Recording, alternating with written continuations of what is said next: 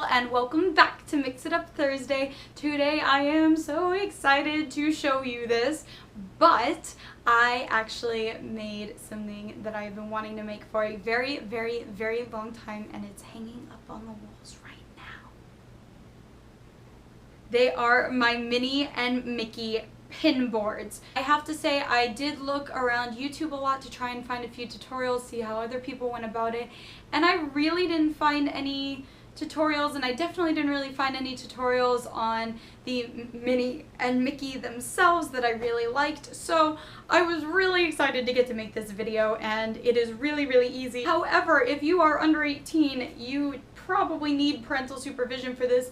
Please be very careful. We will be using an Exacto knife and a hot glue gun for this, but I think they came out really pretty. I really wanted a board, well, multiple boards, to display all my wonderful pins that I have that are Disney themed, because I do the pin trading every time I go to Disneyland, and I collect mainly all the Alice in Wonderland themed pins, and of course there's still those few that you just want. I want the original Electric Light Parade Alice in Wonderland pin. That is my holy grail right there. One day I'll have it, but I think they're really cute. I really wanted a very finished edge, a very professional kind of look, and we have a little area where you can actually keep all of the backings to your pins that are on that board, because I hate storing them in another area and then I feel like I lose them or whatever. So everything is stored together, nice and neat, really cute, all Disney themed. And before we get started, I did want to remind you guys to like, comment, and subscribe to the YouTube channel. Let me know in the comments down below if you like this video, if you didn't like this video, what you guys want to see next. If you guys happen to make this project, if you make anything else like it, if you guys collect Disney pins, tag me on Instagram, on Facebook, on Twitter, on YouTube, whatever social media-ness that you guys happen to like to use. I would love to see your projects. I love you guys. I want to know what you guys are up to and what you guys like and don't like. So before I speed this video up, before I do my voiceover and talk you guys through step by step, let's take a little sneak peek.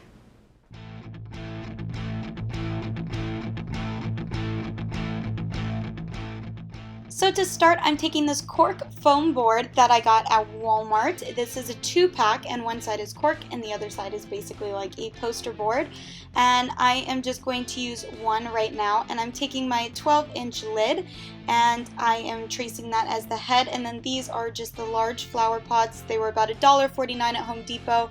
I got them way back when I was making the table desk video, and so they hold a lot of times my pencils or my paintbrushes and stuff like that.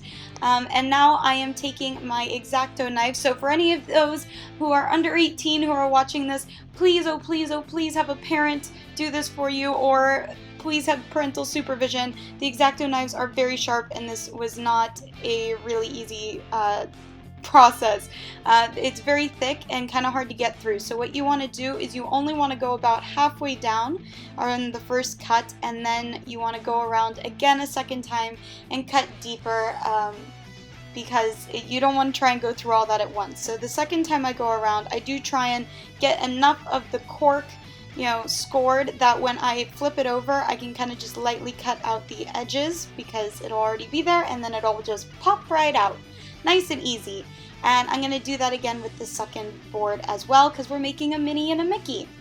So now I'm going to take some black acrylic paint. This is just Americana, really cheap, like $1.50, paint that I got at Joann's, and I'm just going to cover the entire side that's cork with it.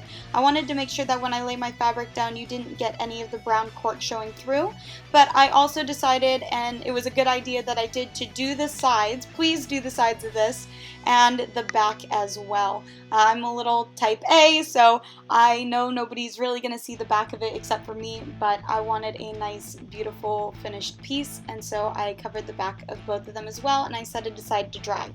So while it's drying, I'm taking these frames. There was a Recollections kind of pack of frames, chipboard frames, that were super duper cheap at Michael's, and they came with a bunch of different type of frames, but there was essentially 3 frames in each style. So I took all 3 of the medium and slightly smaller frames, and I'm just running my Tombow multi-adhesive around those and putting them together.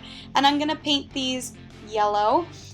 In hindsight, I probably should have used my white gesso. I was going to, and I didn't want to waste it, and I should have, because it was very, very difficult to get a nice yellow color over them. It took a million bajillion coats. I wish I could tell you it didn't, but it did. So that was a pain, but please make sure again to do the insides of it and the outside so you have a nice finished product. I did want to make sure that I mentioned that I layered these in particular because we're going to put the little sachet bags or jewelry bags on the back using thumbtacks, and so you want to make sure that the frames are big enough that, you know, it'll lay flush to the wall without having the thumbtacks stick out. So this is now an iron-on transfer adhesive type glue, and I am just laying down the one side that's sticky, and then I'm cutting away the excess, and I'm kind of piecing the sections together so I have the front fully covered. This was the best thing possible. Please, oh please do not skip this step because it made it look amazing and it was so much easier. So once I do that, I am going to cut my giant extra large black shirt that I got super cheap, again at Joann's. You can find these anywhere. And then I'm going to take off the second layer of paper and reveal the adhesive. You want to lay the top of it nice and flat, don't have any wrinkles around it, and then just putting the iron down for about 15 seconds in each spot. You don't want to rub it, you just want to lay it there and hold it. It won't take long, but please make sure to get all the edges. The edges are incredibly important. And then cut around the excess, but make sure that you leave enough to wrap around the edges onto the back side. So don't cut too much away. So now that that's done, I'm going into the corners, like in the ears on each side, and I'm just cutting a little slit so it'll lay flat.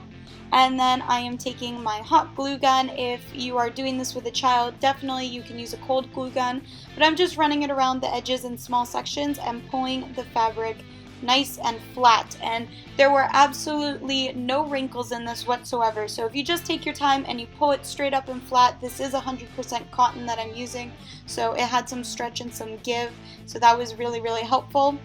You won't have any wrinkles in it. And then once I am done with that, I'm just going to take my Exacto knife. I did find that that was easier than scissors, and gently run around the edge of it, taking off all of the excess so there's a nice clean finish.